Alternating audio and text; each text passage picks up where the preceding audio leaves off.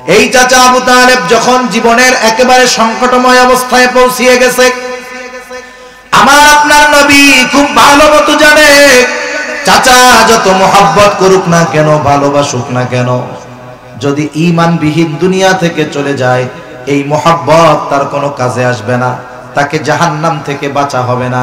এইবার আবু তালেব যখন ওই অবস্থা, নবীজি চাচার শিয়রের কাছে গিয়া খুব আবেগ আপ্লুত মোহাব্বতের সাথে বলতেছে, চাচা আপনি শুধু বলেন লা ইলাহা ইল্লাল্লাহ, যে আল্লাহ ছাড়া কোনো ইলাহা নাই, বাকি বিষয়ের ব্যাপারে আমি আল্লাহ তাআলার কাছে আপনার জন্য সুপারিশ করব। ঐতিহাসিকেরা লিখে আবু তালেবের চেহারার মধ্যে বোঝা যায় সে হয়তো বলবে ভাব, কারণ দেখবেন একটা মানুষের যদি ভালো কোনো মুখ থাকে, অবস্থা যদি ভালো থাকে, তার চেহারার দিকে তাকাইলে বোঝা যায়। এমত অবস্থায় মক্কার কাফেররাও সেখানে উপস্থিত, আবু তালেবের কাছে এসে বলতেছে, আবু তালেব খবরদার, আপনি এই কাজ করেন না, সমাজের মানুষ আপনাকে বীর পুরুষ মনে করে, আপনি যদি মরার সময় বাবার ধর্ম ত্যাগ করে মরেন তাইলে সমাজের মানুষ আপনাকে কাপুরুষ ভাববে, আপনার যেই সম্মান সেটা থাকবে না, মরার সময় বাপদাদার ধর্মে চুনকালি দিয়া মরছে ওই কাপুরুষটা, এইরকম আপনার ব্যাপারে বলবে। তাকে উত্তেজিত বানায়া দিল। নসিব খারাপ, আবু তালেবের কালিমা নসিব হলো না, দুনিয়া থেকে আবু তালেব চলে গেল।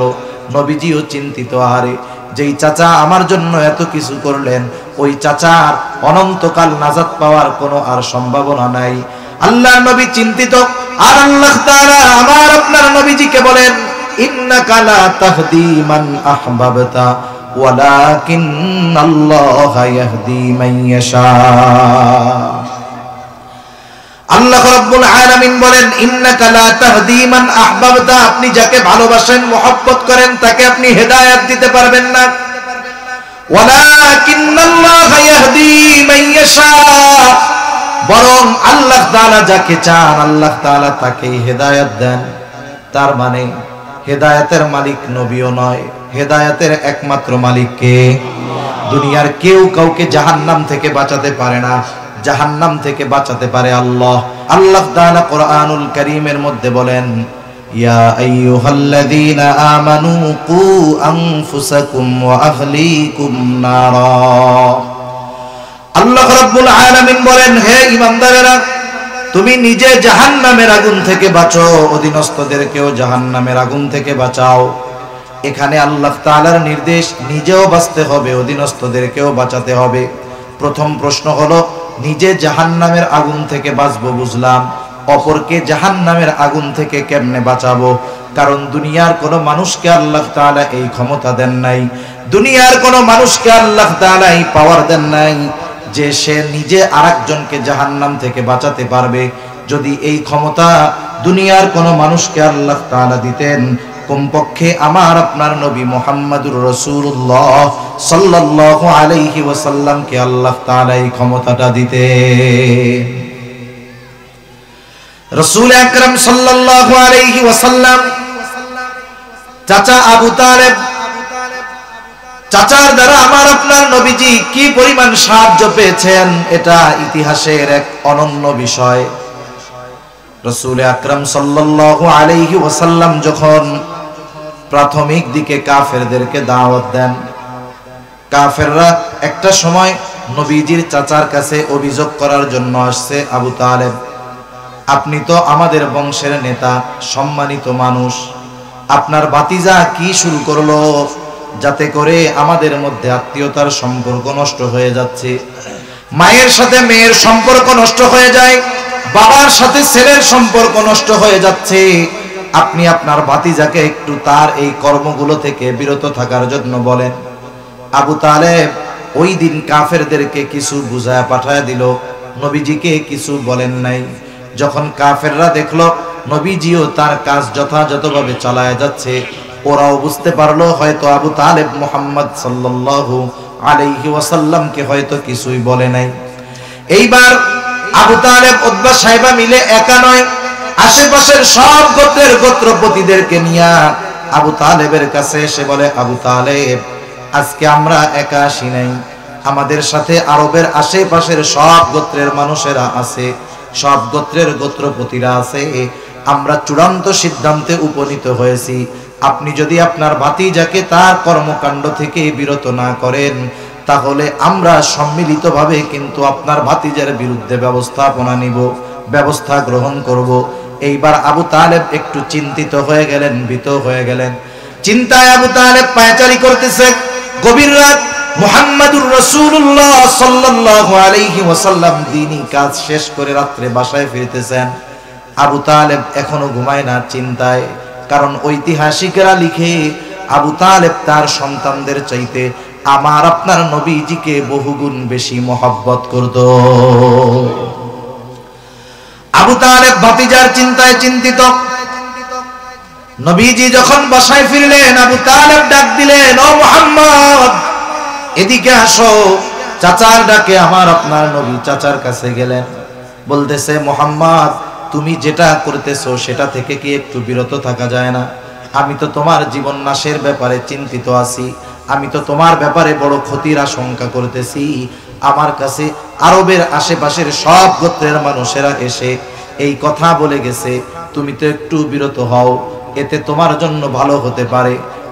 বিষয়টা হলো, আপনজন অনেক সময় সন্তানদেরকে ভালো কাজ থেকেও বারণ করে। কেন? যখন দেখে এই ভালো কাজ করতে গিয়ে তার আপনজনের বিপদ আসতে পারে। অনেক সময় বাবা সন্তানকে ভালো কাজ করতে বারণ করে। কেন করে?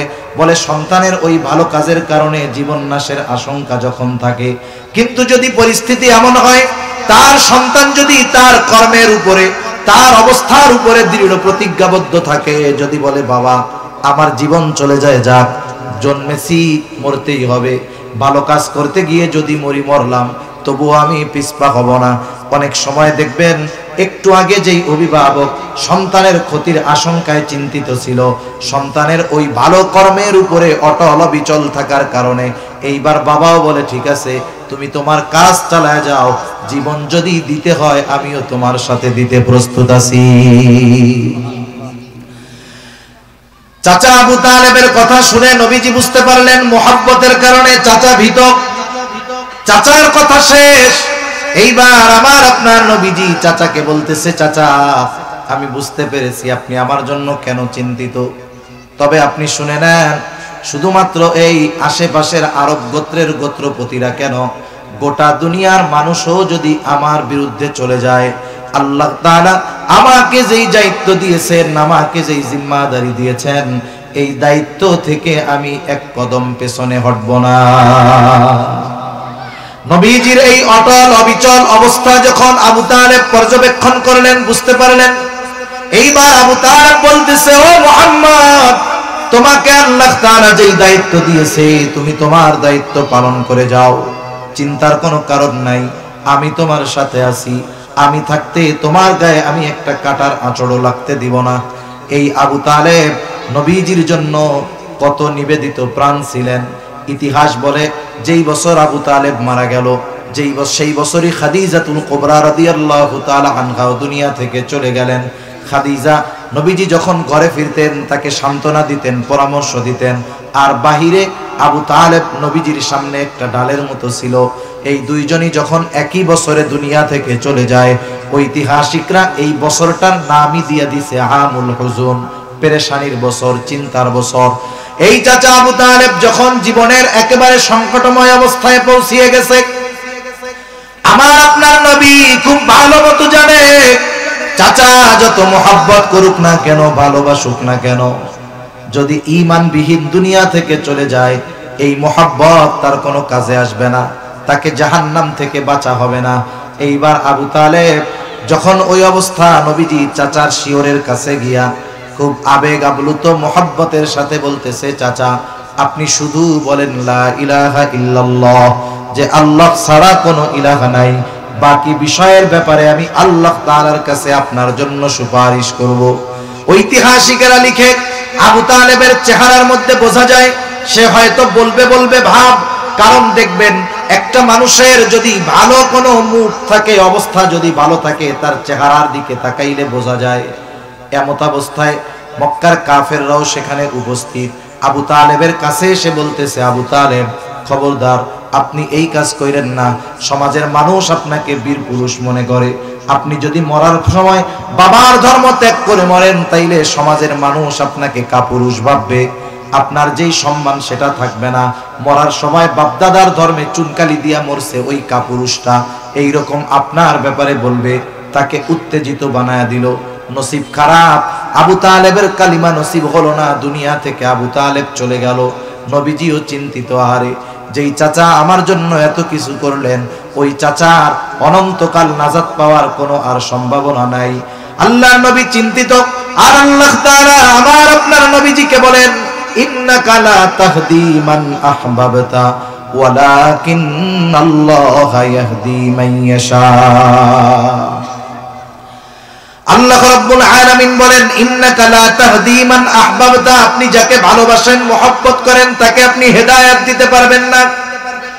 ওয়ালাকিন্নাল্লাহা ইয়াহদি মান ইয়াশা, বরং আল্লাহ তাআলা যাকে চান আল্লাহ তাআলা তাকেই হেদায়েত দেন। তার মানে হেদায়েতের মালিক নবীও নয়, হেদায়েতের একমাত্র মালিক কে? দুনিয়ার কেউ কাউকে জাহান্নাম থেকে বাঁচাতে পারে না, জাহান্নাম থেকে বাঁচাতে পারে আল্লাহ। এখন প্রশ্ন হইল, আল্লাহ তাআলা তো কোরআনুল কারীমের মধ্যে নবীজিকেও হাদি বলেছেন, পথ প্রদর্শক বলেছেন। আল্লাহ তাআলা বলেন, ওয়া ইন্নাকা লাতাহদি ইলা সিরাতিম মুস্তাকিম, আমি আপনাকে সিরাতে মুস্তাকিমের হাদি হিসাবে প্রেরণ করেছি, আপনি সিরাতে মুস্তাকিমের পথ প্রদর্শক। আবার আমরাও তো প্রতি নামাজে আল্লাহ তাআলার কাছে আল্লাহ তাআলার শিখায়া দেওয়া সবচাইতে দামি দোয়া, সবচাইতে দামি ইবাদতের মধ্যে করি, আমরা আল্লাহর কাছে বলি ইহদিনাস সিরাতাল মুস্তাকিম, আল্লাহ আপনি আমাদেরকে সিরাতে মুস্তাকিমের হেদায়েত দান করেন, মানে সিরাতে মুস্তাকিমের হেদায়েত দান করেন।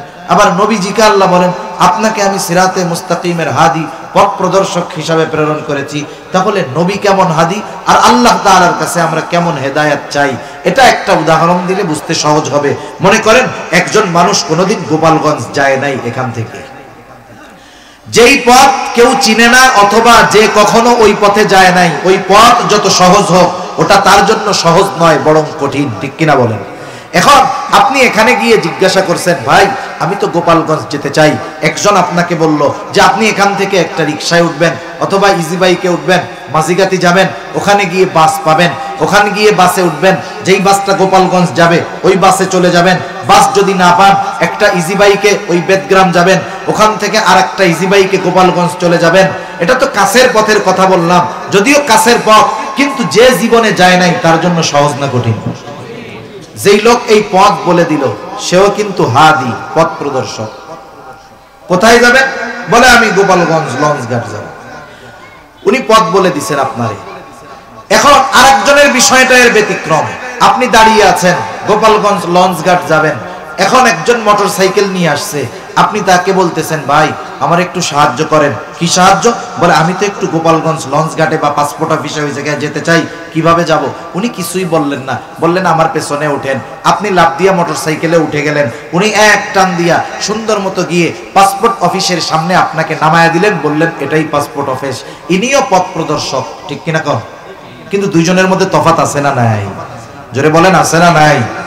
প্রথম জন হলো শুধু পথ চিনিয়ে দেয়, দ্বিতীয় জন শুধু পথ চিনিয়ে দেয় তা না, ওই পথের শেষ গন্তব্যে নিজ দায়িত্বে পৌঁছায়া দেয়। আল্লাহ তাআলা আমার আপনার নবীজিকে প্রথম দায়িত্বটা দিয়েছেন যে তিনি শুধু পথটা চিনায়া দিবেন, নির্ভুল পথ, কিন্তু ওই পথে তিনি পরিচালিত কাউকে করতে পারবেন না।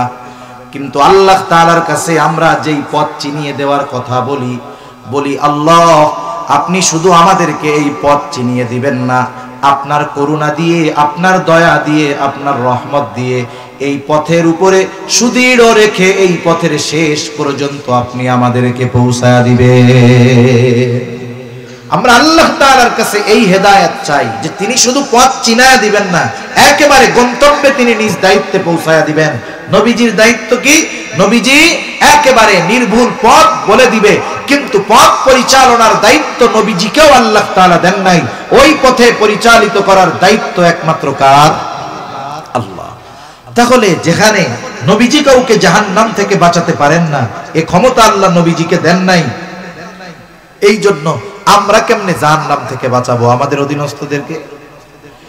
মোট কথা হলো এই জায়গায় নিজেরা জাহান্নাম থেকে বাঁচার চেষ্টা করতে হবে, অধীনস্থদেরকে জাহান্নাম থেকে বাঁচানোর প্রচেষ্টা করতে হবে। বাঁচানো যাবে না, এ ক্ষমতা আমার আপনার নাই। এখন কথা হলো আমি আপনি জাহান্নাম থেকে বাঁচবো কেমনে? বলে আল্লাহ তাআলার হুকুম আহকাম আদেশ নিষেধ মেনে চলার মাধ্যমে। বুঝে থাকলে একটু জবাব দিবেন। বলেন তো, আমি আপনি যদি দ্বীনের উপরে পরিপূর্ণভাবে চলতে চাই, তাহলে আমাদেরকে ইলমে দ্বীন অর্জন করার দরকার আছে না নাই? আছে। জাহান্নাম থেকে বাঁচার জন্য যতটুকু শিখতে হবে এতটুকু শেখা তো ফরজ। কেন? আল্লাহ তাআলার আদেশ নিষেধ মানার জন্য যেই পরিমাণ জ্ঞান দরকার এটা তো অর্জন করা ফরজ। সাথে সাথে অধীনস্থদেরকেও বাঁচানোর নির্দেশ আল্লাহ তাআলা দিয়েছেন। তার মানে আপনি যখন অভিভাবক, আপনার অধীনস্থদেরকে দ্বীনের উপরে পরিচালিত করার জন্য কিন্তু জ্ঞান দরকার। তার মানে নিজে দ্বীনের উপরে চলতে, অধীনস্থদেরকে দ্বীনের উপরে চালাতে যতটুকু ইলমে দ্বীন দরকার, ওই পরিমাণ ইলমে দ্বীন প্রত্যেকটা মুসলমান নরনারীর জন্য শিক্ষা করা ফরজ। কিন্তু আফসোসের ব্যাপার হলো এই ফরজ পরিমাণ ইলম সমাজের অধিকাংশ মুসলমান অর্জন করে নাই, অর্জন করার ইচ্ছাও করে নাই, একেবারে গাফলতির সাথে সময় পার করে দিচ্ছে। এজন্য দেখবেন 30 বছর ধরে নামাজ পড়ে, এনারা যদি নামাজের বাইরে ভিতরে 13 ফরজ জিজ্ঞাসা করেন উনি নিজেও কইতে পারে না। এরকম লোক সমাজে তো নাই মনে হয়, আছে না? এই জন্য এগুলো আমাদের শিখতে হবে। আপনারা যদি না পারেন, আপনাদের যদি দুর্বলতা থাকে, আপনি যদি আপনার মসজিদের ইমাম সাহেবকে গিয়ে বলেন, আপনার মাদ্রাসার মুহতামিম সাহেবকে গিয়ে যদি বলেন যে হুজুর আমাদের তো এই বিষয়গুলো জানার ব্যাপারে ত্রুটি আছে, আমাদেরকে আপনি একটা সিলেবাস করে দেন, আপনি একটা শিক্ষা প্রণয়ন করে দেন, যে যতটুকু শিক্ষা অর্জন করলে এই ফরজ দায়িত্বটা আমাদের মাথা থেকে চলে যাবে, এই ফরজ দায়িত্বটা পালন করা হবে, অতটুকু ব্যবস্থা করে দেন। আপনাদের উলামায়ে কেরাম যারা আছে তাদেরকে যদি বলেন যে আপনারা আমাদের জন্য একটা পাঠ্যসূচি তৈরি করে দেন, যে এতটুকু শিখলে আমাদের উপর থেকে এই ফরজ যেই দায়িত্বটা ছিল এটা পালন করা হবে। বলেন তো মাদ্রাসার মুহতামিম, আপনার এলাকার উলামায়ে কেরাম, আপনার মসজিদের ইমাম এটা বলবে নাকি যে আমরা পারবো না? বলবে? এটা বলবে না।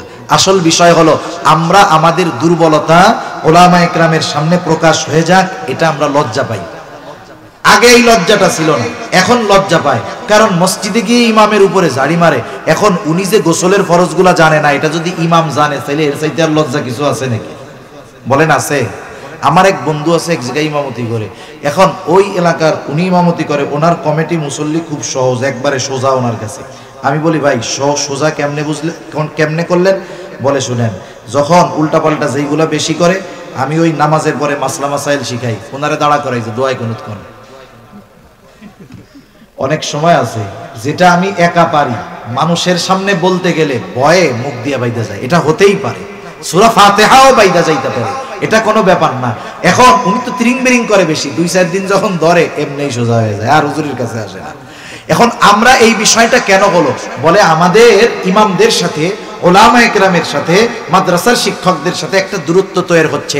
ইসলাম বিদ্বেষীদের প্রথম ষড়যন্ত্র এটা, যে আওয়ামুন নাসকে, সাধারণ মুসলমানদেরকে উলামায়ে কেরামের থেকে দূরে সরায় দাও, তাহলে দেখা যাবে তাদের সাথে একটা বৈরী সম্পর্ক হবে। দ্বীনি বিষয়ে তারা নিজেরা পড়ে বড় লেখাপড়া করে বড় আলেম হওয়ার চেষ্টা করবে, উলামায়ে কেরামের কাছে যাবে না। ওই যে স্বশিক্ষিত ডাক্তার যেমন নিজেও মরে অপরকেও মারে, এই জন্য সমাজে কিছু মানুষ আছে দেখবেন নিজে শিখতে গিয়ে নিজেও মরে অপরকেও মারে, ঠিক কিনা বলেন? এই জন্য আমরা উলামায়ে কেরামের কাছে আসবো। এই যে রমজান মাস সামনে আছে, সময় সুযোগ আছে, আপনার জানা আছে, তারপরেও আপনি ইমাম সাহেবকে বলেন যে আমাদেরকে এই বিষয়গুলো শিখিয়ে দেন, সূরাগুলো ঠিক করায় দেন। আরে দুনিয়ায় একটু লজ্জা পাওয়া ভালো আখেরাতে ডান্ডার বাড়ি খাওয়ার চাইতে, ঠিক কিনা বলেন? দুনিয়ায় একটু লজ্জা পাইলাম তাও ভালো, কিন্তু অনন্তকালের আযাবের শিকার আমার হওয়া লাগলো না। সেজন্য এই ধরনের লজ্জা দূর করে আমরা উলামায়ে কেরামের কাছে এই বিষয়গুলো শিখবো ইনশাআল্লাহ। শিখবো তো? যাদের সুযোগ আছে তারা তো মাদ্রাসায় গেছে, কিন্তু যাদের সুযোগ নাই তারা কি করবে? উলামায়ে কেরামের সোহবতে যাবে, অথবা উলামায়ে কেরামের তত্ত্বাবধানে দাওয়াত ও তাবলীগের মেহনতে সময় লাগাবে। কেন লাগাবে? কারণ উলামায়ে কেরামের সাথে যদি সে সময় লাগায়, এক্ষেত্রে সে যে কতটা ভিন্নতা এক পরিবেশ পাবে, কত কিছু যে শিখতে পারবে, এটা অকল্পনীয়। কারণ উলামায়ে কেরাম সে ওই ব্যক্তির রোগ বুঝে ট্রিটমেন্ট করবে। ঢালাও ভাবে করবে না যে আমার সাথে উনি 3 চিল্লা সময় দিচ্ছে, 40 দিন সময় দিচ্ছে, এনার দুর্বলতা কোথায় এটা বের করে করে ওনারা ট্রিটমেন্ট করে ওই অপূর্ণাঙ্গ বিষয়গুলোকে পূর্ণাঙ্গ করার প্রচেষ্টা তারা করবে, ঠিক কিনা বলেন? এজন্য আমরা এই জরুরতে দিন যেটাকে বলে এটা অর্জন করব। তাহলে ধর্মীয় শিক্ষার দুই দিক, একটা হলো ফরজে কিফায়া, এটা হুজুর নাই, জেনারেল নাই, মুসলিম হলে সকলের জন্য শেখা কি বলেন ফরজ। একটা সময় মক্তবে গিয়েই এইগুলো শেখা হয়ে যাইত, কিন্তু এখন তো মক্তব প্রায় মৃতর মতো হয়ে গেছে। এখন দ্বিতীয় স্তর বলে এটা কি, এটা ফরজে কিফায়া। ফরজে কিফায়া কাকে বলে? সাধারণভাবে আমরা যেটা বুঝি যে এক এলাকায় যদি একজন মইরা যায়, ওই এলাকার কিছু মানুষ যদি ওই ব্যক্তির দাফন কাফন সহ অন্যান্য সব ব্যবস্থা করে নেয়, তাহলে এই দায়িত্ব থেকে এলাকার সব মানুষ মুক্তি পেয়ে যাবে, সকলের পক্ষ থেকে আদায় হয়ে যাবে। কিন্তু একজন মারা গেছে, কেউ এই দায়িত্ব পালন করে নাই, তাহলে সকলেই গুনাহগার হবে, ঠিক কিনা বলেন? বিষয়টা এইরকমই। সমাজের সব মানুষকে ইলমের উচ্চ স্তরে যাওয়ার প্রয়োজন নাই, কিন্তু ওই সমাজের কিছু মানুষ যদি না যায় তাইলে ক্ষতিটা সবার হবে। এই জন্য যারা আলেম হয়, হাফেজ হয়, মুফতি হয়, মুহাদ্দিস হচ্ছে, এনারা কিন্তু আমাদেরই উপকার করতেছে। মাদ্রাসাগুলো আমাদের কল্যাণের জন্য, উলামায়ে কেরাম ইলম অর্জন করতেছে, এটা যে শুধু তার কল্যাণ তা নয়, আমরাও উপকৃত হচ্ছি, ঠিক কিনা বলেন? ওই স্তরের জ্ঞান যদি কেউ অর্জন না করত, এলাকার সকলে ক্ষতিগ্রস্ত হতো। তাহলে এক নাম্বার বিষয়, ওই যে কিছু মানুষ জানাজা আদায় করার মাধ্যমে আমাদেরকে কেমন যেন গুনার থেকে বাঁচায়া দিচ্ছে, আমাদেরকে উপকার করতেছে। অনুরূপভাবে আপনাদের এলাকার উলামায়ে কেরাম যারা উচ্চ স্তরের দ্বীন শিখতেছে, ওরা এলাকার সব মানুষকে গুনাহ থেকে বাঁচায়া দিচ্ছে। যদি না হইতো তাহলে এলাকার সব মানুষ ক্ষতিগ্রস্ত হইতো। এজন্য যারা উচ্চ স্তরের দ্বীন শিখে, এরা মূলত মানুষের কল্যাণেই নিয়োজিত থাকে, এই শিক্ষাটাই অর্জন করে মানুষের কল্যাণের জন্য। এজন্য যদি আমাদের সুযোগ হয় তাহলে আমরা আমাদের সন্তানদেরকে এই দ্বীনি শিক্ষায় শিক্ষিত করব। এবার আসেন আরেকটা বিষয় বলার দরকার। অনেকে চিন্তা করেন ছেলেটারে তাইলে ডাক্তার বানাই, ইঞ্জিনিয়ার বানাই, কোনো অসুবিধা নাই, কিন্তু বানানোর আগে আপনার ভিত মজবুত করতে হবে। আপনি যদি একটা সুবিশাল বড় বিল্ডিং করতে চান, আপনি যদি এর ভিত যদি মজবুত না করেন, ফাউন্ডেশন যদি মজবুত না দেন, একেবারে বালুর উপরে মাটির উপরেই ঘর তোলা শুরু করে দেন, ওই ঘর আপনি যত কারুকার্য করেন না কেন, যত উন্নত ম্যাটেরিয়ালস দিয়া বানান না কেন, নিচে কোনো ফাউন্ডেশন দেন নাই, ওই বিল্ডিংটা যখন বড় করবেন 6-8 মাত্রার ভূমিকম্প লাগবে না, সামান্য কাঁপুনিতেই ওই বিল্ডিং ধসে পড়বে। যারা থাকবে তারাও শেষ, বিল্ডিংও শেষ। কিন্তু আপনি যদি ভিতটাকে মজবুত করেন, এরপরে যদি বিল্ডিং আপনি উপরে উঠান, সুন্দরও হবে, মজবুতও হবে, ঠিক কিনা গণ? আপনি যদি আপনার সন্তানের জীবনের ভিত হলো দ্বীন শিক্ষা, প্রত্যেকটা মুমিনের জীবনের ভিত হতে হবে দ্বীন শিক্ষা। আপনি আপনার সন্তানটাকে নুরানি মাদ্রাসায় দিলেন, ক্লাস 3, 4 ও 5 পর্যন্ত পড়লো। ক্লাস 3 পর্যন্ত একটা নুরানি মাদ্রাসার ছাত্র ছাত্রী একেবারে মোটামুটি দ্বীনের উপরে চলার জন্য, আবার সে যখন অভিভাবক হবে, তার অধীনস্থদেরকে দ্বীনের উপরে চালানোর জন্য যতটুকু ইলমে দ্বীন দরকার, 3-4 পর্যন্ত মোটামুটি সব নুরানি মাদ্রাসার ছাত্রছাত্রীরা শিখে যায়। এইবার তার ভিতটা মজবুত হলো। তার মজবুত ভিত, এর উপরে যদি আপনি এখন তাকে জাগতিক শিক্ষার লাইনে দেন, তাহলে কি হবে? তার দ্বীনের ব্যাপারে তার একটা আগ্রহ, মহব্বত, ভালোবাসা থাকবে। তার মজবুত ভিত যখন দ্বীনের উপরে প্রতিষ্ঠিত, এই ছেলেটা হয়তো এমন কিছু পড়া তার সামনে আসবে, কিন্তু ওই যে ভিত হলো দ্বীনি শিক্ষা, এই জন্য বাধ্য হয়ে পড়তে পারে ঠিক, কিন্তু কখনো বিশ্বাস করবে না। জাগতিক শিক্ষার যেই ভ্রান্তি, যেগুলো তার ঈমান নষ্ট করতে পারে, আকীদা নষ্ট করতে পারে, ও পড়লে বুঝতে পারবে যে এই পড়াটা তো ঠিক না, এই পড়াটার মধ্যে ভুল আছে। সে জানার জন্য পড়লো, কিন্তু ওটা সে বিশ্বাসও করবে না, ওটা সে মানবেও না, আমলও করবে না। ওই বিষয়গুলো থেকে বেঁচে বেঁচে ও জাগতিক লাইনে তখন যদি ডাক্তার হয়, ইঞ্জিনিয়ার হয়, আশা করা যায় ওই যেগুলো বাধ্য হয়ে পড়ছিল ওগুলো ব্রেন থেকে ছুঁড়ে ফেলে দিবে। এখন কি হবে? ওই যে তার ভিত্তিতে দ্বীনি শিক্ষা হওয়ার কারণে সে আশা করা যায় একজন দিনদার ডাক্তার হবে, দিনদার ইঞ্জিনিয়ার হবে। এই সমাজে দিনদার ডাক্তার, ইঞ্জিনিয়ার, সচিব, প্রশাসনে লোক অনেক আছে যে তারা দিনদার মানুষ, একটা হারাম টাকা ছুঁয়ে দেখে না। এরকম মানুষ যদিও কম, কিন্তু একেবারে কম বলা যায় না। অনেক মানুষ এখনো আছে জাগতিক শিক্ষার সর্বোচ্চ শিক্ষিত, কিন্তু তাদের দ্বীনদারিত্ব, তাদের তাকওয়া, অনেক সময় এগুলো দেখে আমরাও লজ্জা পেয়ে যাই। আছে না নাই? খোঁজ নিয়ে দেখবেন তার মা বাপ তাকে প্রথমে কিছু দ্বীনি শিক্ষায় শিক্ষিত করছে। এজন্য আমাদেরও উচিত আমাদের সন্তানদেরকে যদি আমরা জাগতিক লাইনে উচ্চ শিক্ষায় শিক্ষিত করতে চাই, ইচ্ছাই যদি হয় আমার, তাহলে কমপক্ষে এই মাদ্রাসাগুলোই দিয়ে ঈমানের ভিত মজবুত করে এরপরে আমরা তাকে দিব। তাহলে কি হবে? ওই পথ চলতে গিয়ে যত পিচ্ছিলতা আসুক না কেন, সে হোঁচট খাবে না, আছাড় খেয়ে পড়বে না, সে ভালো মন্দ নির্ণয় করে সুন্দরভাবে বের হয়ে যেতে পারবে, অগ্রসর হতে পারবে। ঠিক আছে তো ইনশাআল্লাহ? এখন আসেন, সন্তানটারে যদি একটু দুনিয়ার মায়া ত্যাগ করে আলেম বানান, লাভটা কি হবে? এ দুনিয়ায় মানুষ মর্যাদা চায়, সম্মান চায়। অনেক আগে একজন চেয়ারম্যান কয়েক কোটি টাকা খরচ করছে চেয়ারম্যান ইলেকশনে। ওনারে জিজ্ঞাসা করা হয়েছিল তখন যে আপনি এত টাকা খরচ করলেন কেন, মানুষরে দিলেন কেন? বলে আমার বড় শখ যে আমি চেয়ারম্যান হব, মানুষ আমাকে সম্মান করবে, আমার আশা শুধু এইটা। তাহলে দুনিয়ার মানুষ সম্মানের জন্য বহু কিছু করে, পয়সা ত্যাগ করে, কিন্তু আসলে সম্মানিত কারা, আসলে কারা মর্যাদাবান? আল্লাহ তাআলা মর্যাদার মানদণ্ড নির্ধারণ করে দিয়েছেন। আল্লাহ রাব্বুল আলামিন বলেন, ইন্না আকরামাকুম ইনদাল্লাহি আতকাকুম। সম্মানিত কে? টাকা পয়সা আছে, জাগতিক পদ আছে, সে সম্মানিত নয়। আল্লাহ তাআলা বলেন, যার তাকওয়া, খোদা ভীরুতা যত বেশি, সে তত বড় সম্মানিত। এখন কথা হলো, মানুষের মধ্যে কাদের খোদাভীতি বেশি, কারা আল্লাহ তাআলাকে বেশি ভয় পায়? এটা আমার কথা না, নিজের জন্য বলতেছি তাও নয়, আল্লাহর কথা। আল্লাহ তাআলা বলেন, ইন্নামা ইয়াখশাল্লাহা মিন ইবাদিহিল উলামা। মানুষদের মধ্য থেকে যারা আলেম, তারাই আল্লাহ তাআলাকে বেশি ভয় পায়। এখন যদি আপনি এই কথার সমন্বয় করেন, আবার নবীজিও বলতেছেন একজন আলেমের মর্তবা কেমন। এই মর্তবার ঘোষণা দুনিয়ার কোনো আলেম দেয় নাই, স্বয়ং নবীজি বলতেছেন, ফাদলুল আলিমি আলাল আবিদি কাফাদলি আলা আদনাকুম। একজন আলেমের সম্মান সাধারণ মানুষের মধ্যে কেমন? নবীজি বলেন, তোমাদের মধ্যে আমার মর্তবা যেমন, একজন আলেমের মর্তবা সাধারণ মানুষের মধ্যে তেমন। এজন্যই নবীজি সাল্লাল্লাহু আলাইহি ওয়াসাল্লাম আলেমদেরকে তার ওয়ারিস হিসাবে ঘোষণা করে বলেন, ইন্নাল উলামা ওয়ারাসাতুল আম্বিয়া। আলেমরাই হলো নবীগণের ওয়ারিস। তাহলে কত ধরনের সম্মানের ঘোষণা আল্লাহ তাআলা দিলেন, আল্লাহর নবীও দিলেন।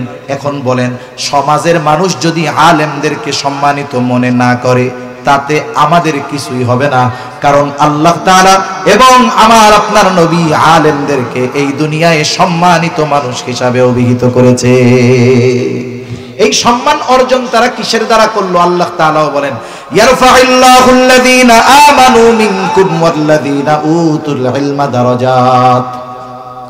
আল্লাহ তাআলা বলেন, ইয়ারফাইল্লাহুল্লাযীনা আমানু মিনকুম, তোমাদের মধ্য থেকে আল্লাহ তাআলা তাদের মর্যাদাকে সমুন্নত করবেন। তারা কারা?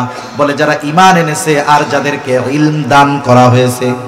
দেখেন, ঈমান এনেছে, ইলম অর্জন করেছে, এই কথা বলেন নাই, বলে ইলম দান করা হয়েছে। ইলম কি হয়েছে? দেওয়া হয়েছে। তার মানে ঈমান আনছে আর ইলম দিয়েছে। তার মানে একজন আলেম নিজের যোগ্যতায় আলেম হতে পারে না, বরং তাকে এই ইলমের মতো নিয়ামত দান করেন কে? আল্লাহ। এজন্য একজন আলেম তাকে সম্মানিত করেছেন স্বয়ং কে? আল্লাহ। সে নিজ যোগ্যতায় সম্মানিত হতে পারে নাই, বরং আল্লাহ তাআলা বলছেন, আল্লাযীনা উতুল ইলমা, যাদেরকে কি দেওয়া হয়েছে? ইলম দেওয়া হয়েছে। সে নিয়েছে বা সে অর্জন করেছে তা নয়, বরং দেওয়ার ক্ষেত্রে বোঝা গেল আরেকজন তাকে এই ইলম দিয়েছে, আর এই ইলম দিয়ে ওই ইমানদারকে সম্মানিত করেছেন কে? সেজন্য যেহেতু আলেমদেরকে আল্লাহ সম্মানিত করেছেন, আলেমদেরকে নবীজি সম্মানিত করেছেন, এক্ষেত্রে আমরা পিছু হটব না। আমরাও উলামায়ে কেরামকে আমাদের সম্মানের সর্বোচ্চ স্তরে রাখবো ইনশাআল্লাহ। একটু চিন্তা করেন, এখন যদি এই সম্মানিত ব্যক্তি যদি আপনার ছেলে হয়, আপনার সন্তান হয়, আরে দুনিয়ায় যা হয় হোক, দুনিয়ার প্রবলেম অসুবিধার তো শেষ নাই, কিন্তু চোখ বন্ধ হলে কোনো অসুবিধা কি আর আছে নাকি? চোখ বন্ধ তো শেষ, সকল অসুবিধাও শেষ। এখন বলেন, আপনার সন্তান আলেম হওয়ার কারণে জাগতিক লাইনের হিসাবটা ধরেন, একজনের ছেলে বিসিএস ক্যাডার, বড় সচিবালয়ের চাকরি পেয়েছে, শহরে বড় ফ্ল্যাট পেয়েছে, কিন্তু লোকটা কৃষক। এখন এই কৃষক লোকটাকে কি এই কথা বলা হবে নাকি আপনার ছেলে বিসিএস ক্যাডার, বড় ফ্ল্যাটে থাকে, দামি গাড়িতে চড়ে, এটা আপনার ছেলে চড়তে পারবে, কিন্তু আপনি তো কৃষক, আপনাকে তার বাসায়ও ঢুকতে দেওয়া হবে না, গাড়িতেও চড়তে দেওয়া হবে না, এরকম কোনো শর্ত আছে নাকি? বরং ওই কৃষক বাবা যখন যাবে, ছেলেটা যদি তার বড় স্যারের সাথে পরিচয় করায় দেয়, স্যার আল্লাহ তাআলা আমার বাবা আমাদের জন্য মেহনত করেছে, এই যে আমার বাবা, ওনার কারণে, মেহনতের কারণে, আল্লাহর তৌফিকে আমি এই জায়গায় আসছি, ওই বড় বড় অফিসাররা ওই কৃষক বাপকে সম্মান করবে কি করবে না? আপনি একজন সৌভাগ্যবান বাপ, বাপের মতো বাপ, ছেলেরে মানুষের মতো মানুষ বানাইছেন। দুনিয়ার লাইনে একটা ছেলেকে জাগতিক সামান্য সম্মান অর্জন করার ব্যবস্থা, প্রচেষ্টা আপনি করলেন, এক্ষেত্রে কত মানুষের প্রশংসার দাবিদার আপনি হন। আর আপনি যদি দুনিয়ার স্বার্থ ত্যাগ করে একটা ছেলেকে যদি আলেম বানান, একটা ছেলেকে যদি হাফেজ বানান, বলেন তো আখিরাতে ওই সন্তান যদি সম্মানিত হয়, এই মা বাবা যারা দুনিয়ায় ত্যাগ স্বীকার করলো, তাদেরকে আল্লাহ তাআলা সম্মানিত করবেন কি করবেন না?